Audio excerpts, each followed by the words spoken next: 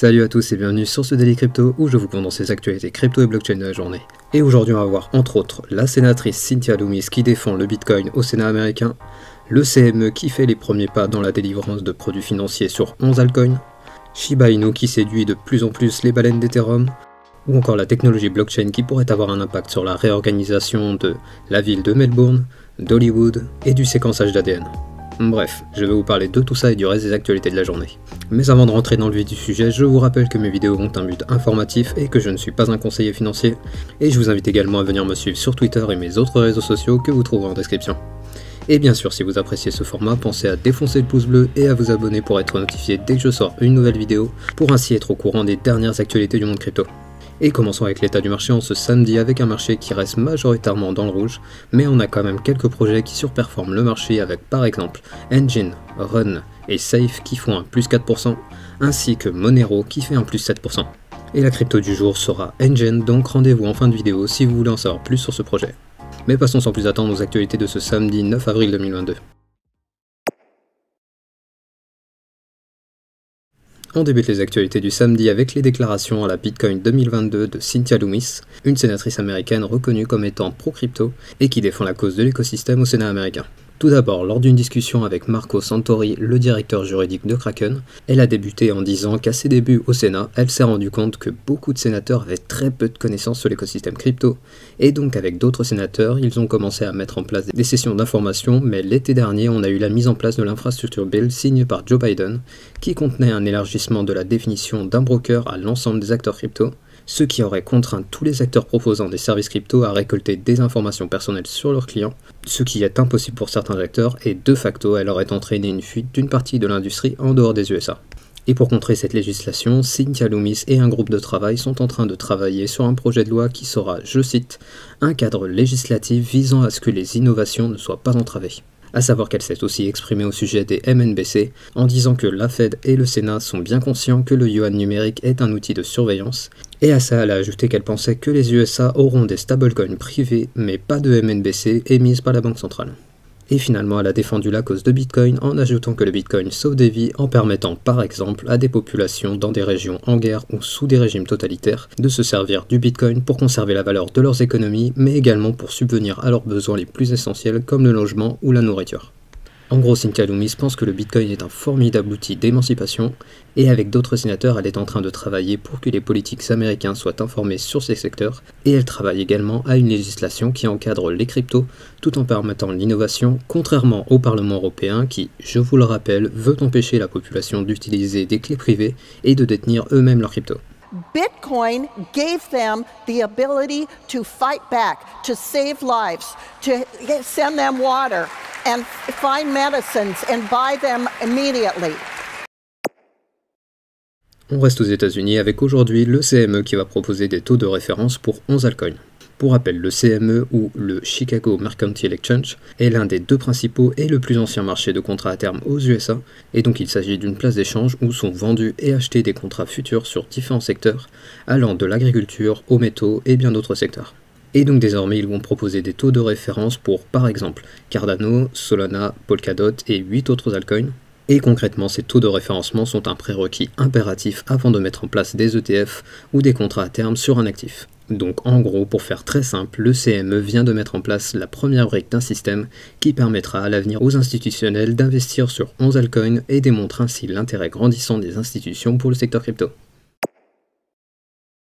Mais revenons au secteur crypto avec le Shiba Inu qui vient de devenir la première crypto détenue par le top 100 des baleines d'ETH en dépassant FTX. A savoir que la quantité de Shiba détenue par ce top 100 représente l'équivalent de 1,28 milliard de dollars, et le token est actuellement en 15e position avec un market cap de 13 milliards de dollars. Et je vous rappelle que l'écosystème de Shiba est en pleine croissance depuis plusieurs mois, avec par exemple Index qui est déjà en place et prévoit de passer en version 2.0 cette année,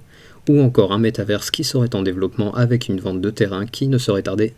ou encore un stablecoin qui est en développement, ou encore une solution de deuxième couche qui est en phase de test, et finalement un système de burn de tokens qui serait sur le point d'être amélioré.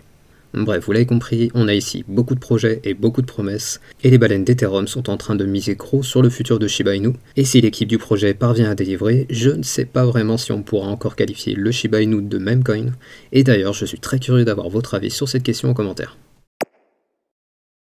Ensuite, on a Melbourne qui pourrait utiliser une DAO pour repenser l'organisation de ses quartiers. En effet, l'Institut Royal des Technologies de Melbourne vient de publier un rapport où elle prévoit plusieurs axes pour le développement de la ville de Melbourne. Et l'un de ces axes est la mise en place d'une DAO pour résoudre les problèmes qui sont apparus suite aux différents confinements et à la réorganisation de la manière de travailler comme le télétravail par exemple. Et donc le but serait ici de décentraliser certains domaines de l'organisation de la ville grâce à un ensemble de données qui seront récoltées et soumis à la DAO qui votera au final sur des points d'amélioration. A savoir que pour le moment, il ne s'agit que d'une proposition, et il n'est pas certain que la ville de Melbourne va mettre en place ce type de DAO, mais bien sûr, comptez sur moi pour vous tenir au courant quand on aura plus d'informations. Et en parlant de réorganisation, on a Jason Kilar, le CEO de Warner Media, qui a déclaré que selon lui, la blockchain pourrait potentiellement devenir le futur de Hollywood. En effet, il pense que la blockchain pourrait modifier l'économie hollywoodienne grâce à une nouvelle organisation qui viendrait de la blockchain, mais également avec la simplification de l'acquisition des NFT. Et il a comparé la blockchain et les NFT à la vague des DVD dans les années 90, qui avait totalement modifié l'économie de l'industrie du cinéma. Et je vous rappelle qu'en décembre 2021, on avait déjà eu Warner Bros. Qui avait accompagné la sortie de Matrix 4 avec une série de 100 000 NFT qui avait permis de rajouter un élément de communication en plus pour la sortie du film. On continue à parler de blockchain qui change l'organisation de différents secteurs, avec maintenant le séquençage de l'ADN qui pourrait bien être utilisé dans la blockchain. Alors je sais, vous vous dites, il est où le rapport là? Mais attendez, je vous explique. En gros, comme vous le savez, le séquençage de l'ADN est une opération très complexe, mais on est désormais capable de réaliser cette tâche. Et là où intervient la blockchain dans tout ça, c'est que la technologie blockchain et NFT permet le stockage efficace et sécurisé des données, ce qui facilitera la gestion de l'énorme quantité de données générées par le séquençage de l'ADN, et de facto simplifiera le travail des chercheurs qui pourront travailler plus efficacement, et donc accélérer le rythme de découverte. Mais ce n'est pas tout, car on a également l'incitation financière qui pourrait pousser le réseau à fournir plus de puissance de calcul, qui entraînera également une accélération de la recherche, et donc des découvertes. Bon, je sais, c'est pas vraiment une actualité du jour, mais n'hésitez pas à me dire si ça vous plaît que je traite de domaines d'application qui ne sont pas forcément en lien avec les actualités. On revient aux actualités du jour avec Elon Musk qui a de grands projets pour Twitter et Dogecoin. En effet, je vous rappelle qu'il est devenu l'actionnaire majoritaire du réseau social, et qu'il participe désormais aux décisions de l'évolution de la plateforme. Et une de ces décisions est que toute personne qui va s'inscrire à Twitter Blue pour 3 $ par mois aura une authentification de Twitter qui sera différente des personnalités publiques. Et cette idée devrait, en théorie, entraîner une diminution des scammers sur la plateforme, car désormais, une armée de contre-robots deviendrait trop chère à exploiter. Et le rapport avec les cryptos est ici que Elon Musk a émis l'idée que le Dogecoin pourrait être utilisé pour la souscription à ce fameux Twitter Blue. Et on finit les actualités du samedi avec le flash du jour. Tout d'abord, on a Forbes qui a publié son classement des personnalités les plus riches, et Changpeng Zhao, le PDG de Binance, serait la 19e personne la plus riche au monde, et il serait l'homme le plus riche du secteur crypto, avec une fortune estimée à 65 milliards de dollars. Ensuite, on a la fondation Mozilla qui va désormais réaccepter les dons en crypto suite à la suspension qui avait lieu il y a quelques mois à cause des questions environnementales. Mais la fondation a précisé que les dons seront acceptés uniquement venant de crypto fonctionnant sur le modèle du Proof of Stake. Ensuite, du côté de la Russie, on a le rouble contre le BTC qui est quasiment revenu au même niveau que ceux d'avant l'entrée en guerre. Ensuite, on a l'équipe du Milan AC qui a signé un partenariat avec BitMEX pour lancer sa première collection de NFT. Et finalement, on a le milliardaire Mark Cuban qui annonce qu'il est très bullish sur l'Ethereum en raison de la mise à jour de The Merge qui fera passer la blockchain progressivement au Proof of Stake et qui arrive en théorie cet été. Parlons maintenant de la crypto du jour qui est Engine avec son token ENJ.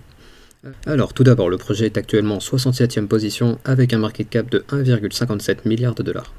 Et donc Engine, c'est quoi? Eh bien il s'agit d'un projet qui avait lancé son jeton ERC20 sur Ethereum en 2018, et il s'agit d'une plateforme entièrement décentralisée qui propose plusieurs services tels que la création, la gestion, la distribution et la commercialisation de biens virtuels, mais également la création de plateformes de discussion pour les joueurs de jeux vidéo. A savoir que l'équipe avait des soucis avec la scalabilité de la blockchain Ethereum, et donc il y a tout juste un mois, ils ont lancé une nouvelle blockchain nommée Efinity sur la blockchain de Polkadot et qui a pour ambition de grandement faciliter l'accès au metaverse et aux jeux blockchain pour embarquer des millions de personnes dans ce nouvel écosystème qui est en pleine construction. Donc en gros, le but d'Engine est de faciliter la création de jetons pour les sociétés qui développent les jeux vidéo, et également faciliter la création de communautés via la blockchain. Et donc concrètement, il souhaite devenir la plateforme sur laquelle les futurs jeux vidéo blockchain mainstream seront bâtis. Et comme d'habitude, je vous mets en description une vidéo beaucoup plus détaillée si vous voulez en savoir plus sur ce projet. Ainsi se finit le Daily Crypto du samedi. Je vous rappelle que je publie ces vidéos du lundi au samedi, et malheureusement, encore une fois cette semaine, je ne vais pas avoir le temps de publier le récap crypto, mais normalement à partir de la semaine prochaine, le récap du dimanche sera de retour. Et je vous invite à venir me suivre sur Twitter et mes autres réseaux sociaux que vous trouverez en description. Et n'hésitez pas à venir me dire dans la section des commentaires s'il y a des points que vous voudriez préciser par rapport aux actualités du jour, pour que tout le monde ait accès aux informations les plus complètes possibles. Et comme d'habitude, pensez au like pour le référencement de la vidéo, et à l'abonnement pour être notifié dès que je sors une nouvelle vidéo. Et je vous dis à demain pour un nouveau Daily Crypto.